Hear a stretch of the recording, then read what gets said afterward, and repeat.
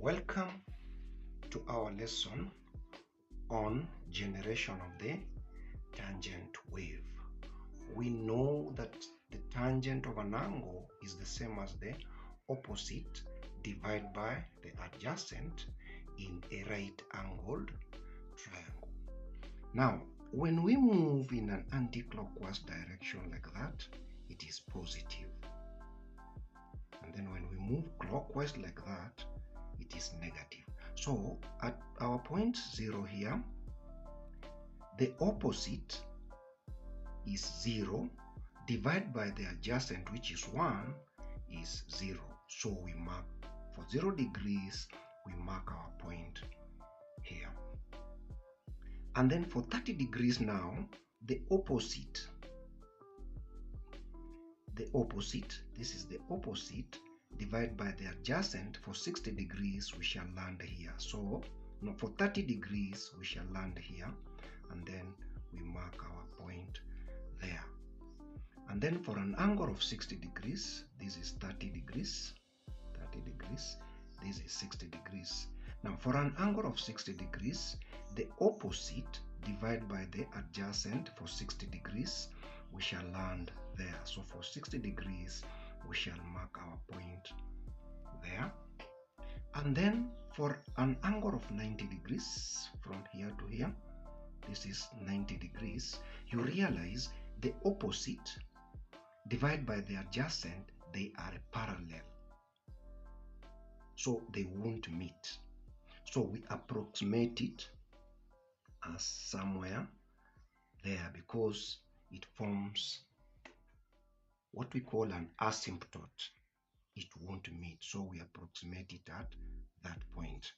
This is 90 degrees. So an angle of 120 degrees, we come down straight down like that. So this is the opposite divided by the adjacent. For 120 degrees, we land somewhere there for 120 degrees. Now 150 degrees, we go across like that. Now this is the opposite divided by the adjacent for 150. So we move across for 150, we mark our point there. Now for 180, opposite divided by adjacent is 0. So we go across and mark our point 0 like that. 210 degrees, 210, we shall move across like that here, where now we meet the opposite divided by the adjacent. For 210, it will be along this line, so we go across for 210, it is there. 240, likewise, we shall move across like that, where we shall meet the opposite divided by the adjacent. So for 240 degrees, we shall be landing there. 240, we mark our point there. 270 degrees, once again, the opposite and the adjacent are parallel.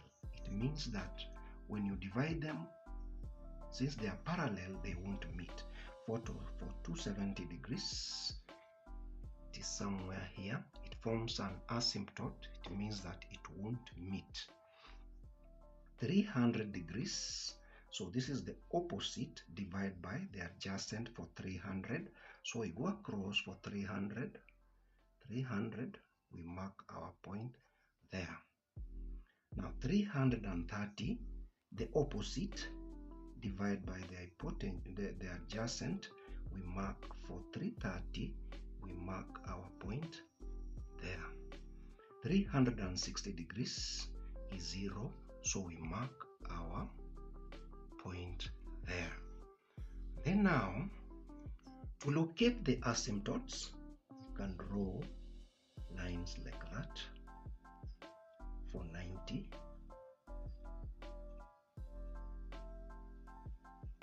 And then for 270, it's also another line, which is our asymptote,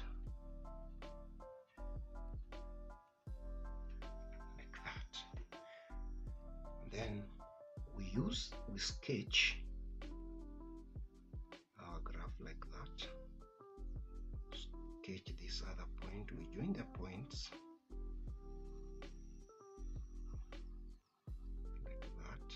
Realize there is an asymptote at this point, and then this point there like that.